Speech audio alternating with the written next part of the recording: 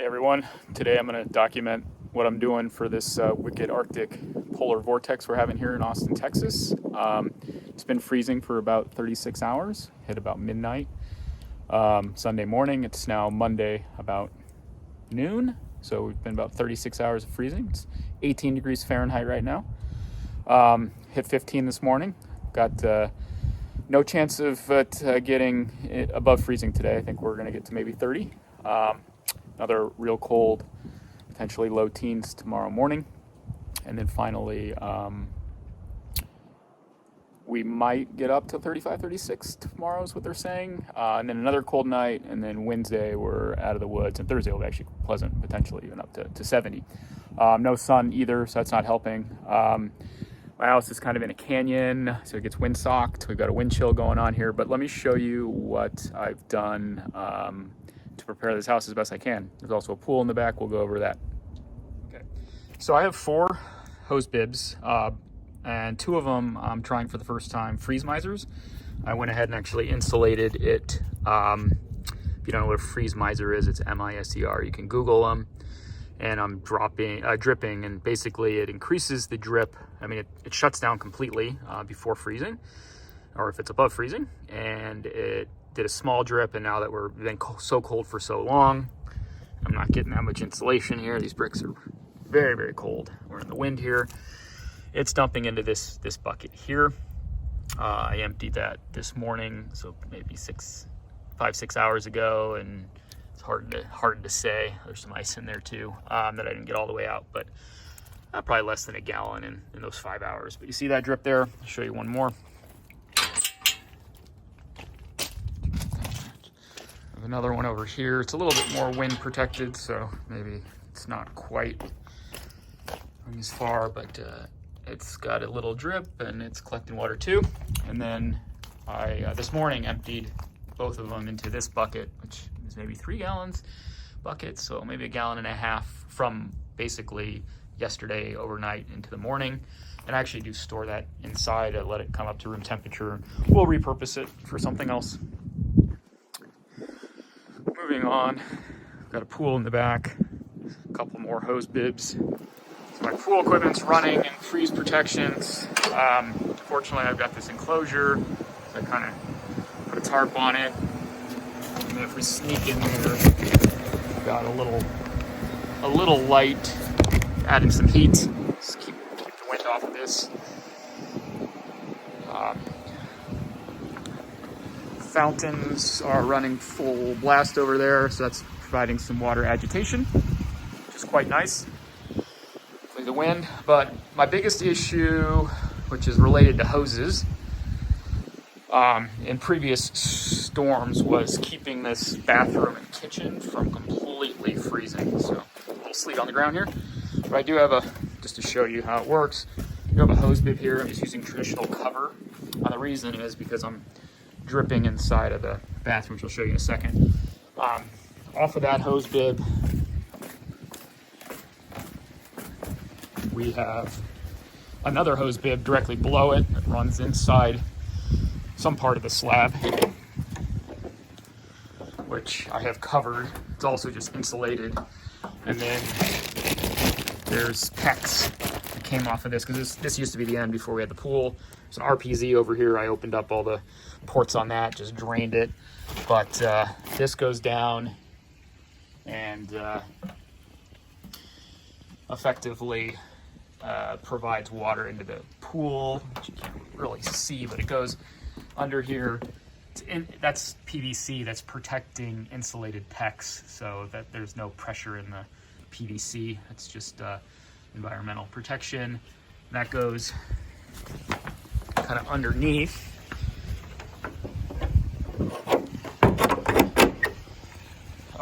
Kind of comes here, again underneath. It actually goes underneath this staircase, through here. All that's plumbed, and then I got a tankless water heater, and fortunately I got a heater and mini split in there. But inside the bathroom, I have another video documenting this more thoroughly, but feeding off of the hot water intake, this little drip system, and it's on a Wi-Fi valve that automatically opens when it goes below 32. And then it's got a pressure regulator on it. That's the electric ball valve, opens and closes, and it just feeds off that line. I didn't mention this in the video, but using the hot water side to supply this keeps the water circulating through that tankless water heater continuously. The system's very, very low flow, so it doesn't actually trigger the amount of water required to turn on the heating element, so we're not burning any gas or actually heating the water. But this allows the supply to go through the water heater continuously, both from the cold intake side as well as the hot return side. So I have constant flow going through the hot water heater. So I've got compression fitting, and then I had to go NPT. Into that, I'm just using drip irrigation with a pressure reducing regulator so we don't blow them off. But it just drops, and then I've got these that adjust. I was running a little bit more aggressively overnight, and I will do that again because I won't be able to monitor it. And then, I've been taking showers down here late at night instead of upstairs, just to, get a lot of water going. And I got a camera so I can make sure I'm still dripping in the middle of the night. But because this is all fed off those hose bibs, it keeps that line moving. And like I said, I have had that line freeze multiple times. Well, actually it froze December 2022 when we were on vacation in Tahoe, because I only had like one tiny drip, and it just wasn't enough. And it was, almost made it, but that coldest night it froze and we had to wait 2 days. But fortunately, wherever it froze was PEX and it didn't do any damage. But I've had those pipes froze, particularly the first one that we talked about. That's frozen in much warmer situations. So really happy with the freeze misers so far. I'll try to do an updated video when this is all complete. But anyways, hopefully we'll survive.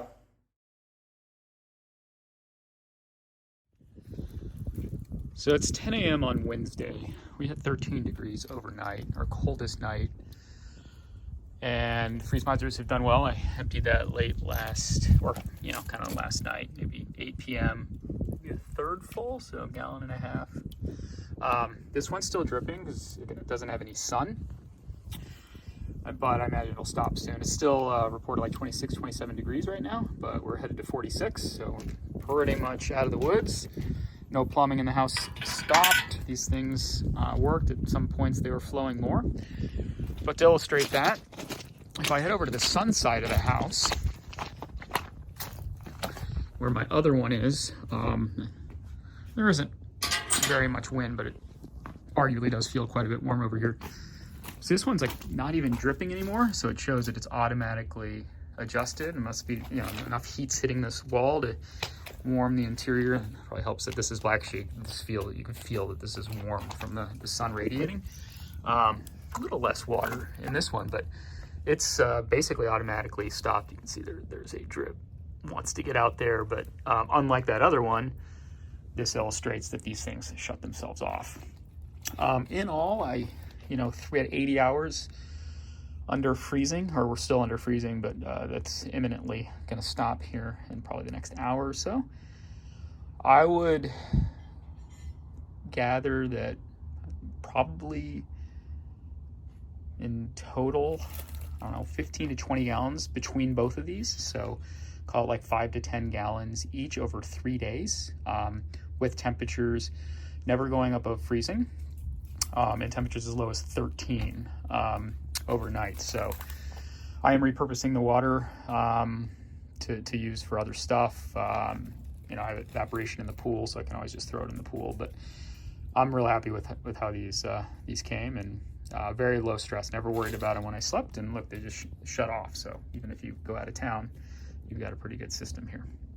One other thing I did for freeze protection is obviously there's a faucet here, and this has frozen and snapped.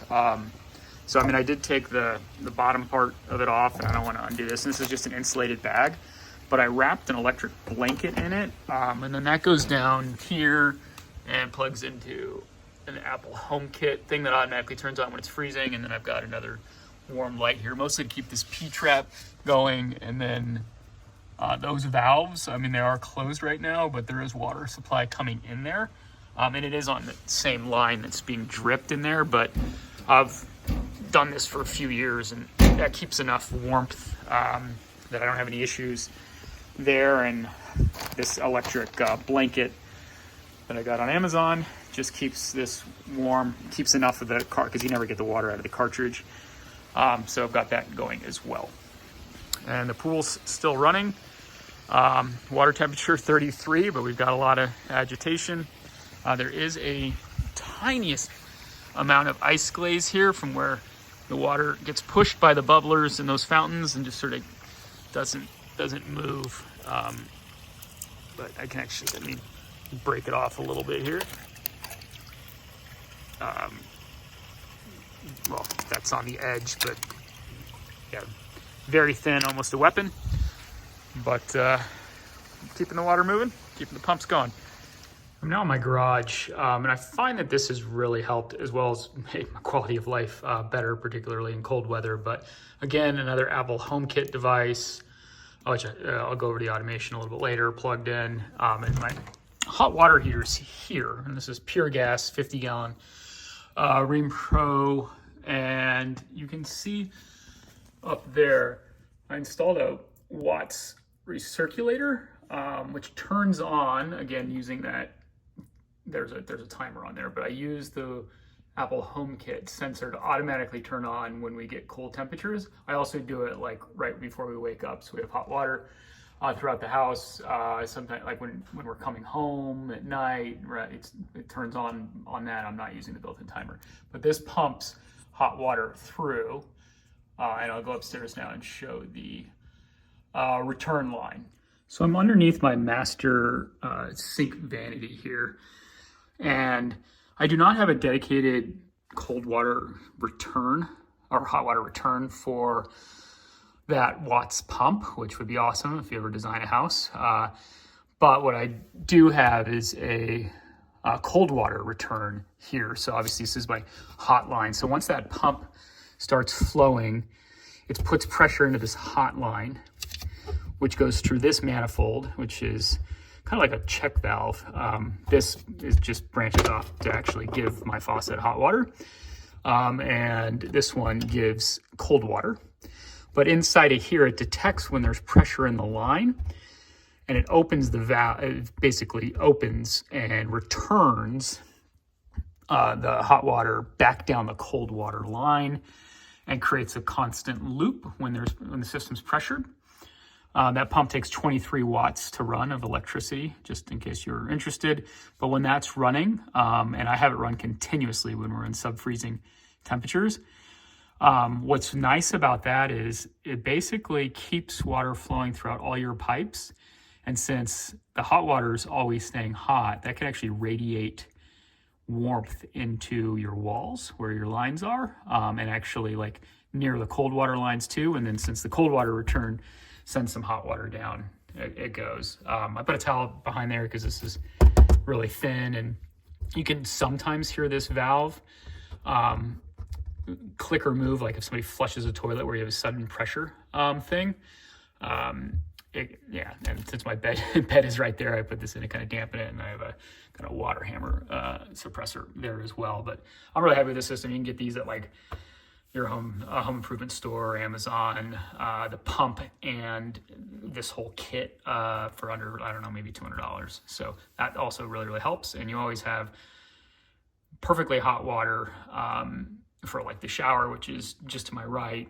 My wife's vanity behind me, it's always nice. And like I said, because I use Apple HomeKit, I have it all scheduled, so it turns on when it gets cold, and it also, turns on when we're coming home around shower time. It turns on about 10 minutes before our alarms go off, and then it automatically turns off like if we're not home, except for if it's freezing. So pretty cool setup there too. Go ahead and talk about home automation for a moment. So I'm doing a lot of this automatically using Apple HomeKit. Now I do use a open source project called HomeBridge to get more stuff into HomeKit, but all of those little white power boxes that turn on and off different things like the water pump or the valves or the lamps, Those are actually HomeKit certified devices from a company called Meros, Meross. But a lot of this weather automation, I have to rely on open source things to get the intelligence in. So we'll go ahead and talk about that. But you can see here I've got my heaters, I've got various different things in here. Here's that hot water pump, which just turns on the hot water. So I can always just use my iPhone, or in this case my Mac, to turn that on really quick. You know, it's as easy as pressing the button and it turns on. I'll go ahead and turn it off. I have the antifreeze valve in the pool bathroom, the under sink lamp in the kitchen. I have my pool pad heat lamp there, so these things sort of turn on. I have all my pool automation in here too. It's worth noting that for freeze protection on my pool, I use the native built-in stuff that is provided with the Pentair IntelliCenter system, but I could automate it here, but I just choose to use the native pool system. But I can see it all here, adjust heaters, etc. But let's go ahead and talk about the automation. So first, I've created this scene called freezing. And freezing is going to read the temperature of my outdoor sensor. So if I click on this outdoor sensor, it says it's 43 degrees outside right now. I can come in here and basically I've imported this. It reports on a weather station that's on my upper deck. That feeds into Weather Underground. I'm using a HomeBridge open source standard, which was provided by this manufacturer to bring that information into HomeKit so I can have automation. So in this case, we know it's 43 degrees. If I go back here, I have this freezing scene. And a scene is just like something you can press one button and a bunch of things happen. So for me, it turns on guest mode. Guest mode is just a dummy switch that I can turn on, which will disable other automations. Most notably, it disables the feature where when the last person in my family, like my son, my wife, or I, when we leave the home, Apple HomeKit's aware of that because it sees our like iPhones and watches and everything leave the house. It signals to like turn the heaters into, or heaters or ACs into away mode. It arms the alarm. It does all sorts of different things. The reason is because if I have guests staying in my house and we happen to leave for an errand, like the last thing I want to do is arm the alarm on them. But I use it here too because if we're just going to run out to the grocery store, I don't want to turn off my heaters or put my heaters in do an away mode situation. So I just double purpose it there. But the important part is I turn that hot water pump on. I turn my mini split, which uses a Sensibo controller to the Daikin. I have that turn on and adjust heat to 68 degrees. I turn the antifreeze valve under the sink on, the under sink lamp for the kitchen, and then the heat lamp that's around my pool equipment. So that's what this freezing scene does. So when it's turned on, all that stuff just gets automatically activated. So if we go into the automation tab, you can see I have an automation called below freezing. And basically what this does is it detects that when the temperature drops below 31 degrees as reported by that Weather Underground, it just turns on the freezing scene and it never turns it off. Then I have above freezing, which will basically turn all this stuff off. I don't use the scene at this point. I just turn off these four things. So the mini split, and then the underwater valve, and the two lamps. When it goes above 35, I have that turn off. I don't have the hot water recirculator in here, which is why I just don't turn the scene off. And the reason being is I want to keep that on just in case it goes to 35 right when we wake up or something like that. So I leave that on because it's got a bunch of other timers to turn things off. So like I turn the hot water heater on just on schedule at 6:30 every morning. So like when we get going at 6:40, it's on, and then like 6:45 we're downstairs having breakfast. So I've turned it off there. But it is important to note that these schedules can shut it off in the middle of a freeze, so you don't want to do that. So I have a little bit more of an exotic automation using a shortcut, but at 6:45 on the weekdays, we run this shortcut, and the shortcut says if house current temperature is greater than or equal to 33, then set hot water pump to off. So if it's below 33, it'll ignore it, which is really, really nice. So I can still use my schedule, but if we're in freeze conditions, it will never shut itself off until we get above 33. So even if I forget to ever, not manually turn it off, it'll get turned off. And that's really it. It shows how the automation works. So I can go on vacation now and this stuff will just automatically work.